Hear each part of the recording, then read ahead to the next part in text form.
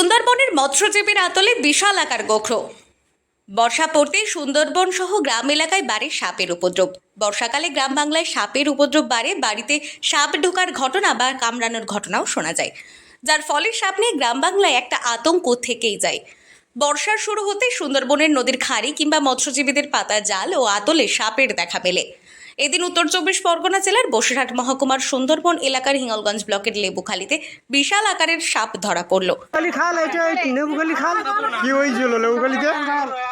নেবুখালী থেকে আটল বেঁধেছিলাম, আটল বাঁধার পরে কালকে আটল বেঁধেছিলাম, তাই পড়েছি। কখন দেখতে পেলে? এই সকালে আটল থেকে সকালে কিভাবে দেখলে? একটা আটল ধরিয়ে আটটা আটল থাকতে আসি দেখি উপর দিকে আমার ডালা ধরেছে। তারপর কি হলো? তারপরে হাতে তো আমার থুয়ে বাড়ি চলে যাই, গিয়ে তারপরে লোক সংবাদ দেয়। সুন্দরবনের নদীর খাড়িতে আতল পেতে মাছ ধরতে গিয়ে মৎস্যজীবীর আতলে ধরা পড়ল বিশাল আকৃতির গোখরো। স্থানীয় সূত্রে জানা যায়, উত্তর চব্বিশ পরগনা জেলার হিঙ্গলগঞ্জের লেবুখালী এলাকায় মেঝো ভেড়িতে মাছ ধরার জন্য আতল পেতে রেখেছিল এক মৎস্যজীবী।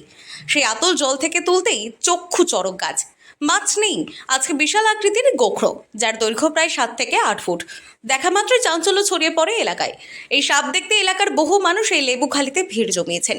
সাপ দেখলাম, কতগুলো সাপ। কোথায় পাওয়া গেল ওটা? খালে, কোন খালে? এই লেবুখালী খালে। খালে পাওয়া গেল?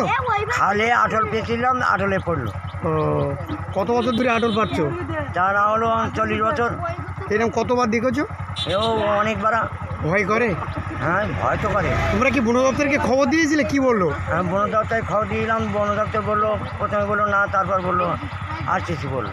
সাপটিকে উদ্ধারের জন্য ইতিমধ্যেই খবর দেওয়া হয়েছে বন দপ্তরে। এদিন সাপ উদ্ধার করার ঘটনাকে কেন্দ্র করে এলাকার মানুষের মধ্যে উৎসাহ লক্ষ্য করা যায়। ঘটনাস্থলে এলাকার মানুষ ভিড় জমায়।